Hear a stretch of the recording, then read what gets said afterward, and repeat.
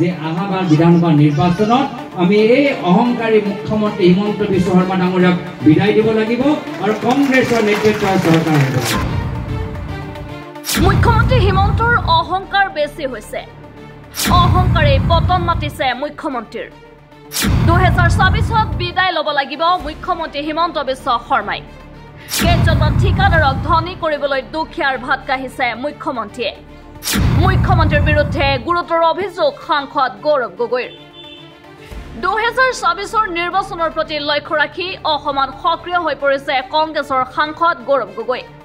মুখ্যমন্ত্ৰী ডক্টৰ হিমন্ত বিশ্ব শৰ্মা আৰু বিজেপি দলক অসমৰ ৰাজনীতিৰ পৰা বিদায় দিবলৈ সংকল্প গ্ৰহণ কৰিছে সাংসদ গৌৰৱ গগৈয়ে।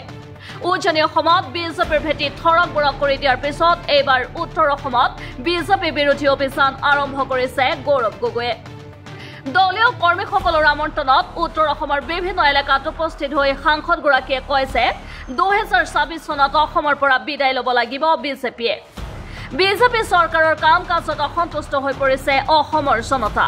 বিগত লোকসভা নিৰ্বাচনত অসমৰ যিসকল ৰাইজে বিজেপিক ভোট দিছিল, নিৰ্বাচনৰ পিছত এতিয়া সেইসকল ৰাইজে বিজেপি এৰি কংগ্ৰেছক সমৰ্থন দিবলৈ সাজু হৈছে বুলিও মন্তব্য কৰে সাংসদ গৌৰৱ গগৈয়ে।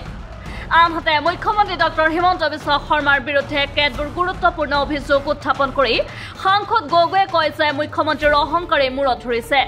ৰামায়ণৰ ৰাৱণ আৰু মহাভাৰতৰ কৌৰৱৰ দৰে অহংকাৰী হৈছে মুখ্যমন্ত্ৰী।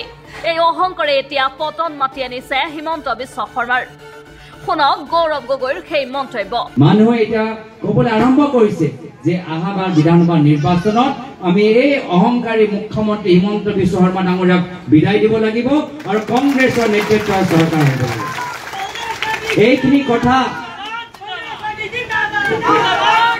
এইখিনি কথা আমি নিজৰ শাস্ত্ৰ পঢ়িলে আমি গম পাম যে অহংকাৰ সদায় পৰাজয় হয়। ৰাৱণ যথেষ্ট ধনী, ৰাৱণ যথেষ্ট পূজা পাঠ কৰে, কিন্তু শেষত গৈ ৰাৱণ অহংকাৰী হ'ল আৰু যাৰ ফলত ৰাৱণৰ পৰাজয় হ'ল। একে আমি মহাভাৰতত পঢ়ো যে কৌৰৱৰ সংখ্যা বেছি আছিলে, কৌৰৱৰ তেওঁলোকৰ সেনা যথেষ্ট শক্তিশালী, কিন্তু কৌৰৱৰ অহংকাৰ হ'ল আৰু সেইকাৰণে কৌৰৱৰ পৰাজয় হ'ল। একে আজি যি মুখ্যমন্ত্ৰী হিমন্ত বিশ্ব শৰ্মা ডাঙৰীয়া আজি নিজৰ কাৰ্যকালত মাত্ৰ নিজৰ ধন সম্পত্তি বৃদ্ধি কৰিছে আৰু দুখীয়া মানুহৰ ওপৰত স্মাৰ্ট মিটাৰ লগাই দুখীয়া মানুহক অত্যাচাৰ কৰিছে, তেওঁলোকৰ পৰাজয় হ'বলৈ নিশ্চিত আছে। আজি শ্ৰদ্ধেয় ৰাইজ চাওকচোন, আজি এইখন অসম চৰকাৰ ধাৰত চলি আছে। ধাৰ কিয় লৈছে? গুৱাহাটীত ডাঙৰ ডাঙৰ ফ্লাইঅভাৰ বনাবলৈ।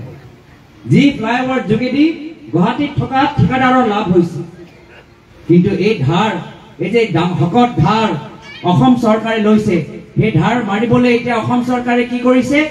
আমাৰ বিদ্যুতৰ বিল বঢ়াই দিছে, আমাৰ ফাইন বঢ়াই দিছে, আমাৰ GST টেক্স বঢ়াই দিছে, টোল টেক্স বঢ়াই দিছে, ৰেলগাড়ী বাছৰ সব গাড়ীতে আজি তেওঁলোকৰ টেক্স বৃদ্ধি কৰিছে। আজি সেইকাৰণে মানুহে গম পাই গৈছে যে যদি ভাল দিন আহিছে, গুৱাহাটীত কিছু ডাঙৰ ঠিকাদাৰ আৰু দিল্লীত বহি থকা আদানী আৰু আম্বানীৰ আহিছে।